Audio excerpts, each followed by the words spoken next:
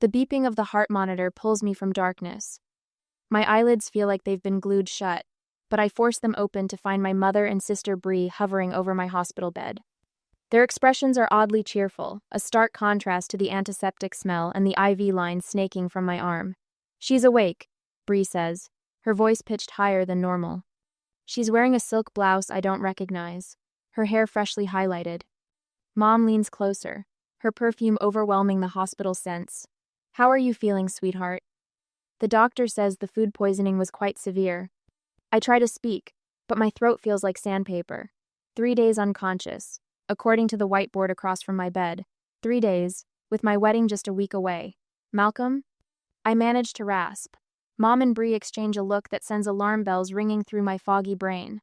"About the wedding," Mom says, smoothing her linen pants. "We canceled it. He wasn't right for you. But don't worry, we made use of the deposit." The monitor beside me erupts with rapid beeping. My heart feels like it's trying to punch through my ribs. "What?" The word tears from my throat. Bree steps forward, eyes bright with excitement. "Your venue, your flowers, your photographer, they're all being used for my engagement celebration instead." The monitor shrieks louder. A nurse rushes in, her concerned face swimming in my vision as she checks my vitals. "You need to calm down," she tells me, then glances at my family.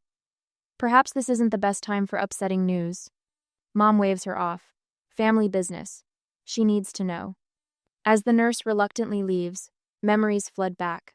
14 months of planning, every penny saved from my freelance graphic design jobs, late nights, creating custom invitations to save on printing costs. The $20,000 personal loan I'd taken out to cover final expenses, everything paid with non-refundable deposits.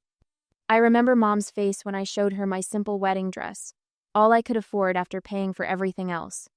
She'd pursed her lips, disappointed. At least someone in this family is practical. The room spins slightly as I struggle to sit up. "What did you tell Malcolm?" Bree shrugs, examining her manicure. "That you were backing out, that you didn't want to go through with it." My hands stop trembling. A strange calm washes over me as I reach for my phone on the bedside table. It's not there. Where's my phone? "We took care of everything," Mom says, her voice soothing in a way that makes my skin crawl. The phone's been ringing nonstop with vendor questions. "You had no right." My voice sounds stronger than I feel. "Romy, be reasonable," Bree says, perching on the edge of my bed. "You're creative. You'll understand one day. This was bigger than your little wedding." Little wedding. The words slice through me. The venue I'd fallen in love with but could barely afford. The photographer who'd given me a discount because he liked my design portfolio. The florist who'd worked with my limited budget to create something beautiful. My mind calculates quickly $80,000 in non-refundable deposits lost. My relationship with Malcolm potentially destroyed by their lies. And something else. Something I've always known but never fully faced. My family has always seen me as less worthy than my sister. I stare at them, these women who share my blood but who could hurt me so carelessly.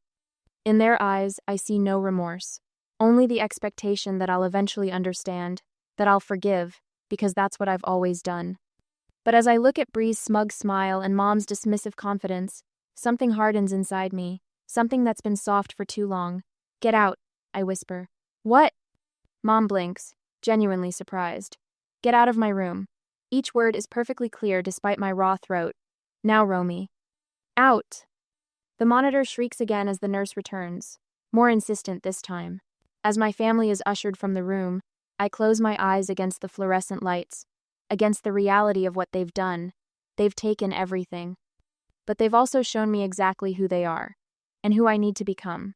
The discharge papers feel like sandpaper between my fingers as I unlock my apartment door. 3 days in the hospital has left my body weak, but what happened in that sterile room has hardened something inside me. The smell of stale air greets me, a reminder that life paused while mine was stolen. My laptop sits on the coffee table where I left it before the food poisoning hit. I plug it in, hands still trembling slightly from medication and rage. When the screen lights up, a notification appears. 467 unread emails. I click on my sent folder first, a habit from managing client deadlines. Messages I never wrote stare back at me. Dozens of them, all sent during my hospitalization. To my venue, I've decided to transfer all arrangements to my sister's engagement party instead. Same date, same details. To my florist, please redirect my order to celebrate my sister's engagement. The family is thrilled about this change. To my photographer, as discussed with my mother, please shift all services to my sister's event. Nausea rolls through me, entirely different from the illness that landed me in the hospital. This was calculated, planned, executed while I lay unconscious. My phone, which Mom finally returned as I left the hospital, vibrates with a text notification. Malcolm's name appears on screen, the first contact since I woke up. I wish you'd just told me yourself instead of having your mother call. After 3 years together, I deserved that much. The room spins as I stumble to my bedroom closet. My wedding dress should be hanging in its garment bag, protected by plastic and hope. The closet stands empty except for my everyday clothes. They've taken everything. My doorbell rings an hour later. When I open it, my parents and Bree stand in the hallway, faces arranged in expressions of concern that don't reach their eyes. They file into my living room, remaining standing while I sink into my armchair, still unsteady. "How are you feeling, sweetheart?" Mom asks, her hand patting my shoulder. The question ignites a fire in my chest, but before I can respond, Bree steps forward. Her left hand extends in a graceful gesture, and I freeze. My engagement ring, the simple emerald-cut diamond Malcolm saved for months to buy, glints on her finger. "I'm keeping it safe," she explains, twisting it slightly, "since everything's been so chaotic." Dad clears his throat, taking charge as he always does when difficult truths need explaining. "Romy, we need to discuss the practical aspects of what's happened." "Practical?" The word scratches my throat. "You were too sick. The deposits would have been lost completely." He continues, "Bree's future father-in-law is a prominent developer. This connection benefits the entire family." "How did you access my email? My accounts?" My voice sounds stronger than I feel. Mom looks away. "We used your emergency information at the hospital. The doctors needed someone to make decisions, and we're family." "I showed Malcolm some photos," Bree adds casually. "You and Dan at Christie's birthday last year. You looked close. I just suggested maybe you were having doubts." The betrayal cuts deeper with each casual admission. They're not even hiding what they've done. The Carson name means something now that Bree's marrying into the Whitaker family, Dad says, straightening his shoulders. "Sometimes individual sacrifices are necessary for family advancement." Individual sacrifices. As if my wedding, my savings, my future were just inconvenient obstacles to Bree's happiness. "Do you understand what you've done?" I ask, the calculator app open on my phone. $80,000 in non-refundable deposits. Gone. Plus the $20,000 loan I'm still responsible for. Mom waves this away. "You're always so good with money. You'll figure it out." "Bree also helped with your clients," Dad adds, as if offering good news. "She explained you were having a breakdown and couldn't meet deadlines." The room tilts again. My freelance business, built over years of late nights and careful networking, undermined with a few concerned calls. "Malcolm has blocked my number," I say, voice hollow. "I've tried calling 17 times. "This tantrum isn't helping anyone," Dad says, his tone hardening. "Legal action would destroy the family and embarrass everyone. Is that what you want?" Mom moves to sit beside me, her perfume clouding my senses. "After all we've done for you, this is how you repay us?" My phone rings, saving me from responding. The wedding videographer's name flashes on screen. I answer, turning away from my family's watchful eyes. "Romy? It's Terry. Listen, I'm really confused about this engagement party rebrand. The venue staff mentioned it was originally a wedding, and when I asked whose, they said yours. What's going on?" His concern, this stranger's genuine confusion, feels like the first honest interaction I've had since waking up in the hospital. After explaining briefly, I hang up, finding my family still waiting, expressions unchanged. As I stare at them, I wonder if I should simply accept this loss as family helping family, as they claimed, or if I should fight for what was rightfully mine. Standing up for myself might cost me my family entirely. What would you do when the people who should protect you become the ones who hurt you most? When the day of what was supposed to be my wedding rehearsal comes, notification chimes on my phone, another Instagram tag from Bree. I shouldn't look, but my finger betrays me, tapping before my brain can intervene. The image fills my screen. Bree and James, champagne flutes raised in a toast, standing in the exact spot where Malcolm and I were supposed to exchange vows. The warm sunset lighting catches the vintage chandelier I'd specifically requested for the space. When you know it's meant to be. Perfect timing. Engaged. Forever after, reads the caption. My phone buzzes again, then again, and again. Messages from mutual friends pour in. So generous of you to give your sister your wedding plans. Why didn't you tell me you were having second thoughts? I can't believe you just stepped aside like that. I silence my phone and set it face down on the kitchen counter. The apartment feels too small suddenly, the walls pressing in. A familiar knot forms in my throat as I realize my mother's version of events is spreading faster than I can counter it. The day after, the landline rings, the one I keep for emergency client calls. My mother's voice fills the answering machine, her tone artificially bright for any potential listeners. Romy, sweetheart, I'm just checking in. Everyone keeps telling me how touched they are by your generosity.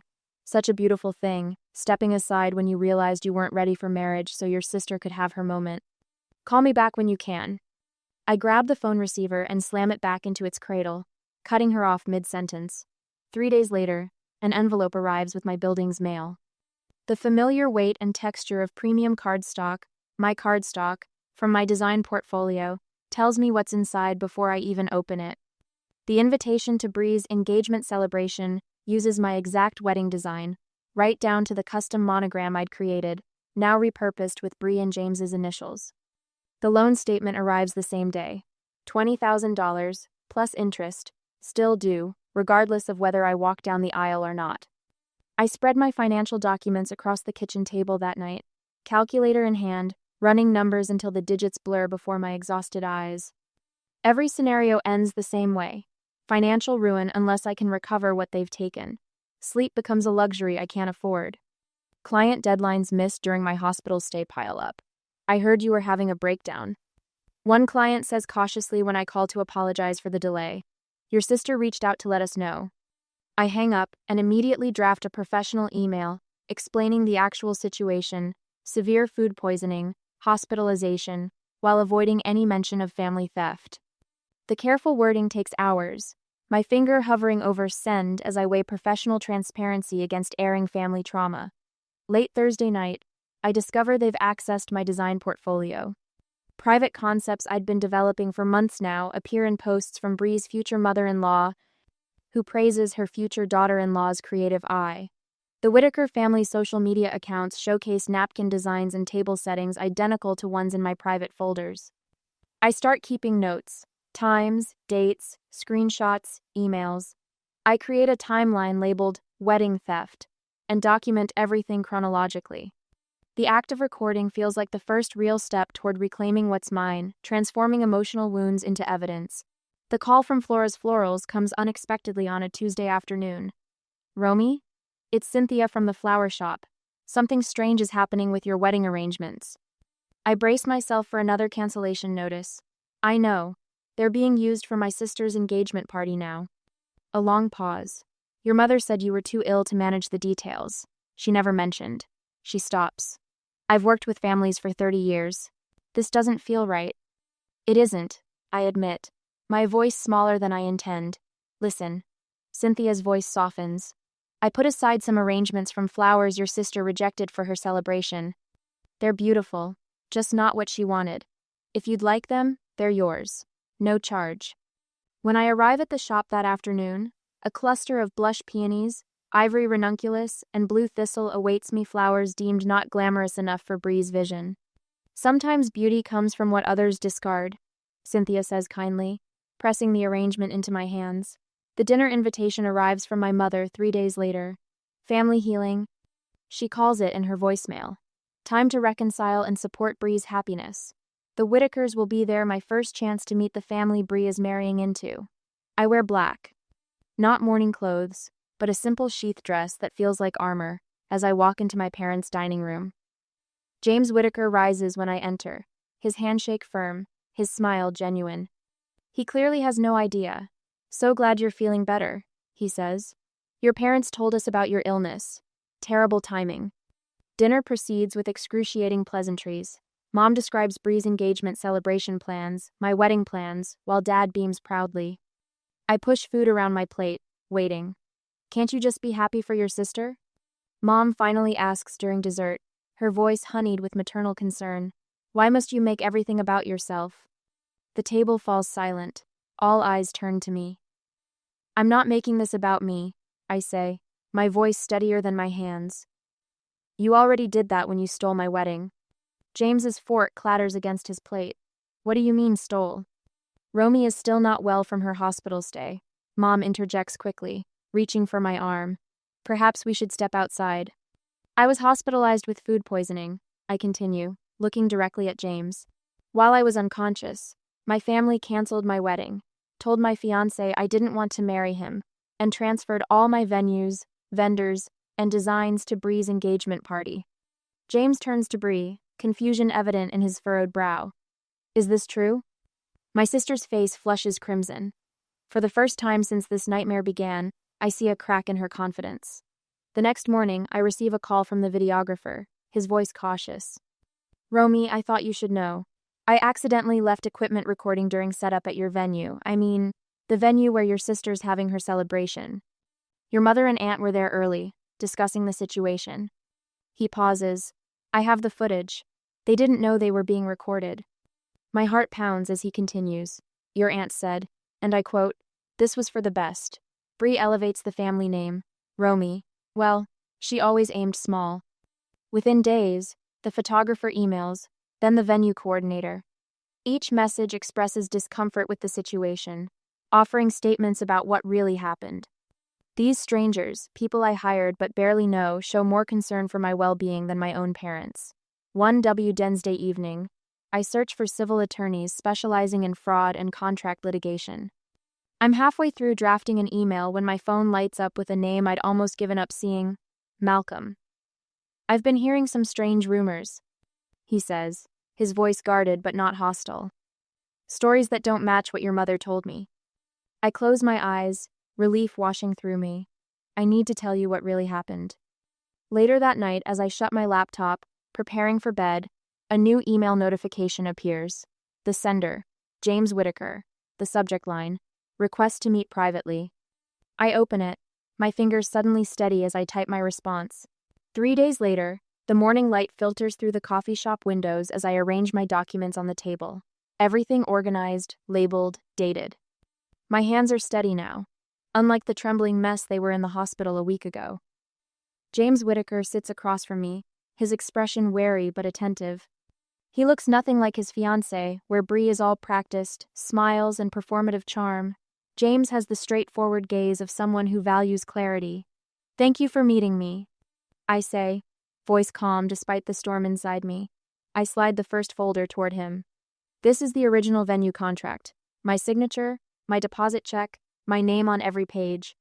His eyes scan the document, brows drawing together. I push forward the loan paperwork next. $20,000. Still in my name, still my responsibility. James looks up, confusion evident. But Bree said. I know what Bree said. The words come out sharper than intended.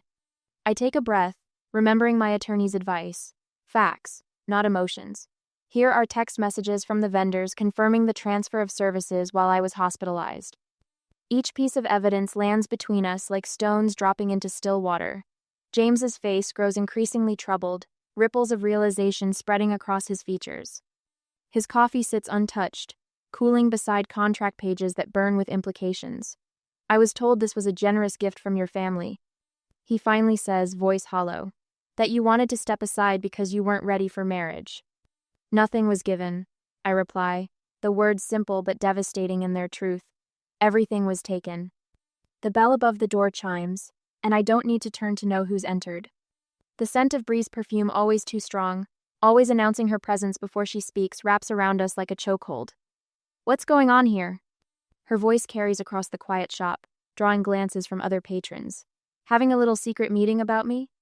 James stands, his face tightening. Bree, we need to talk about these contracts. Contracts? Bree laughs, the sound brittle against the morning quiet. She's always been jealous of me, always trying to ruin my happiness when things finally go right. A woman at the table beside us looks up, recognition flashing across her face. Excuse me, aren't you the patient from Memorial Hospital? Floor 3? My stomach tightens as I nod. I was your night nurse. She turns to James and Bree. I was so concerned when your family took her phone while she was unconscious. The way they accessed her accounts, I almost reported it, but they insisted they had permission. The color drains from Bree's face as James steps away from her, creating distance that speaks volumes. You did what? His voice drops to that dangerous quietness that only truly angry people manage. He pulls out his phone. I'm calling my parents. They need to hear this directly. Bree reaches for his arm. James, wait. He moves further away, speaking in low tones into his phone. Bree stands frozen, her carefully constructed narrative crumbling around her. As James ends his call, he turns to me. My parents would like to meet with you, tomorrow evening if possible. I nod, watching Bree's face contort with panic. As James's parents requested to meet, I wondered if I should pursue full legal action against my family, or accept the Whitakers' offer to mediate a resolution. Would justice require burning bridges entirely, or was there a path that held my family accountable while preserving some relationship? That evening, my phone buzzes with messages of support.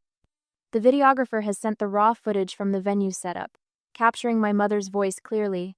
Romy would understand if she knew what was at stake here. The Whitakers can do so much for our family. His formal statement accompanies the file. I was misled about the nature of the event change and wished to provide evidence of the deception. Malcolm calls next. I met with your attorney today, he says, voice steadier than the last time we spoke. I told her everything your mother said to me, how they showed me old photos of you with David to convince me you were having doubts. My throat tightens. Thank you.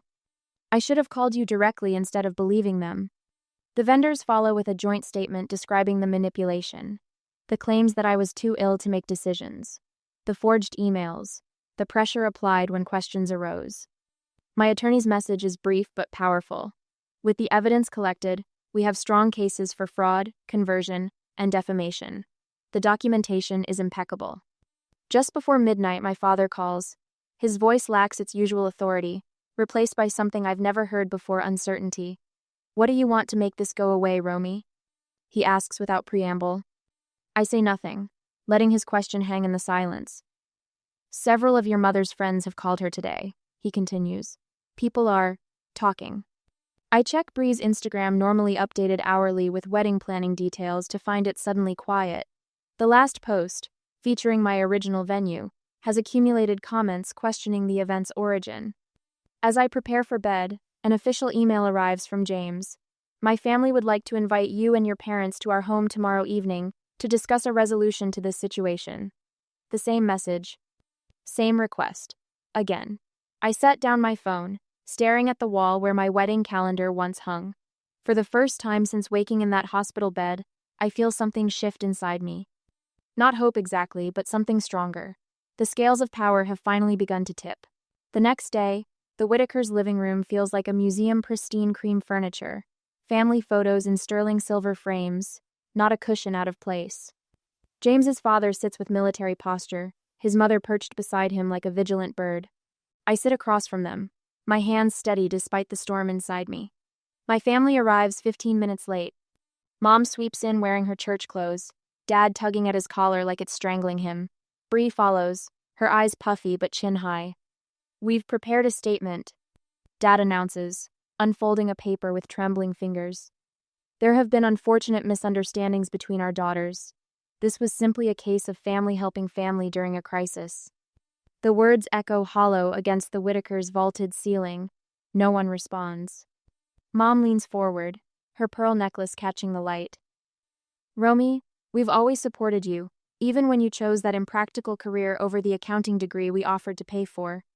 I remember eating ramen for dinner 3 nights a week while putting myself through design school.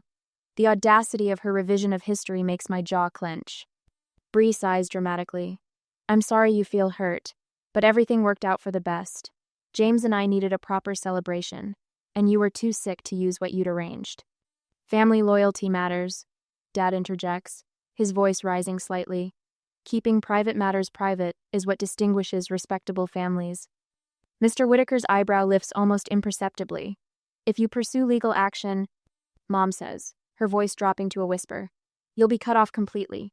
No holidays, no contact with your cousins, no family support ever again.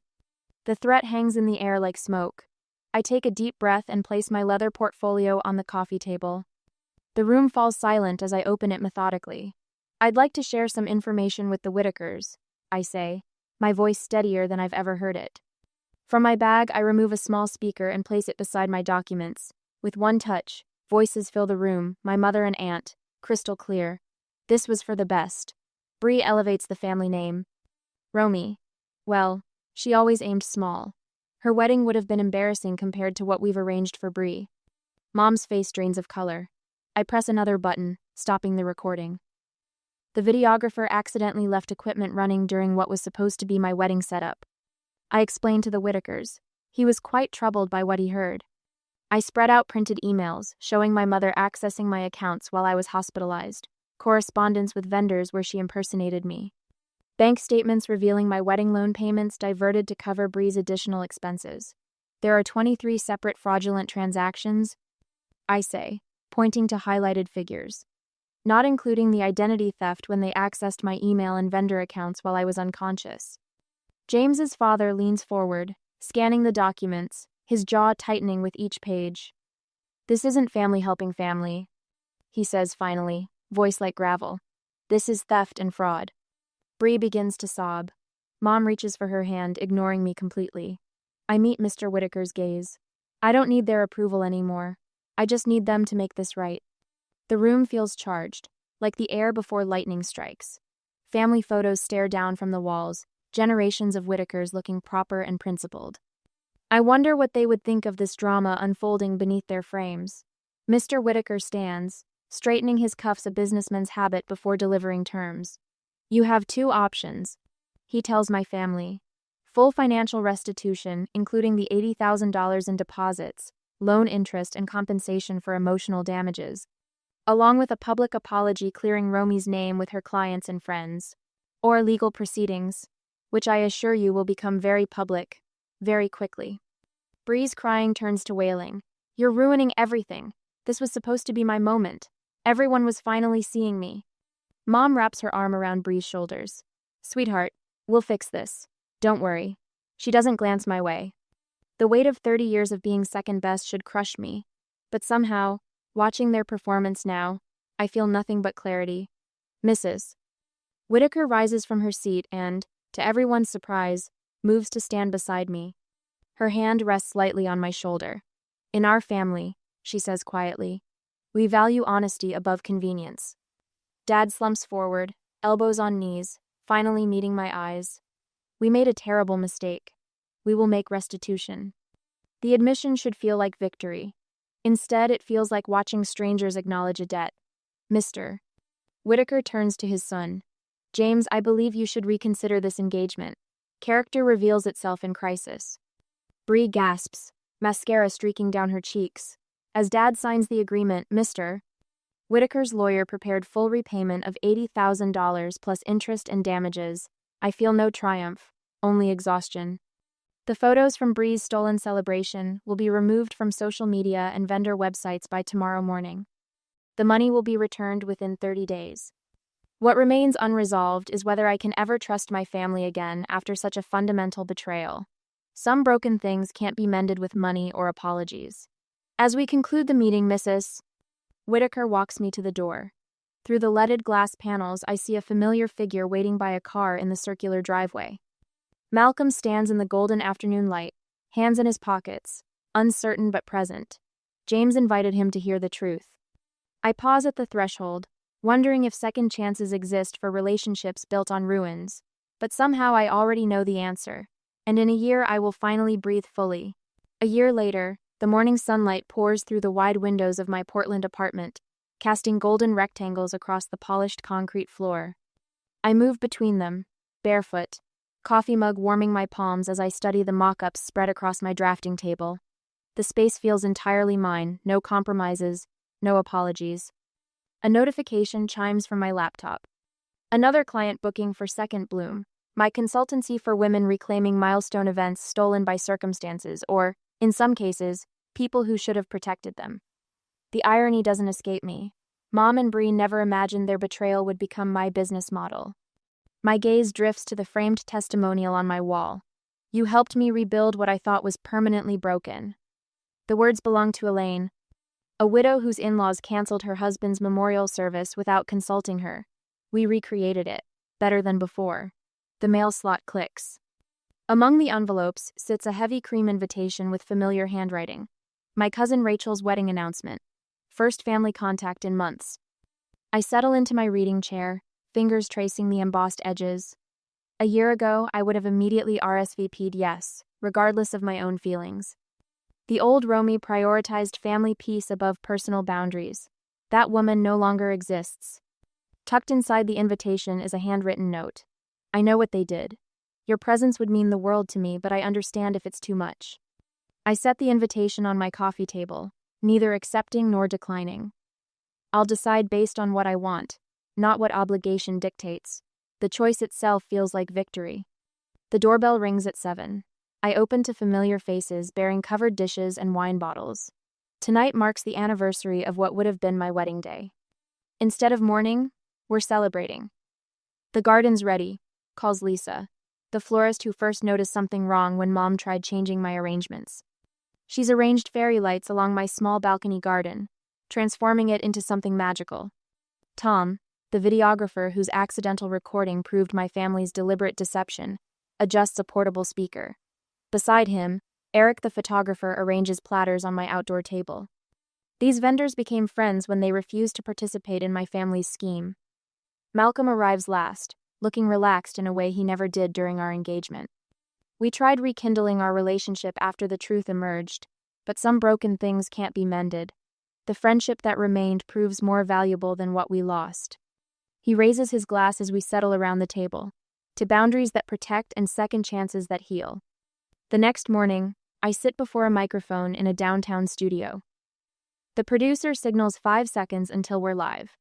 Today on The Stories We Reclaim, we're speaking with Romy Carson, whose family's betrayal became the foundation for her successful consultancy, helping others rebuild after personal catastrophes.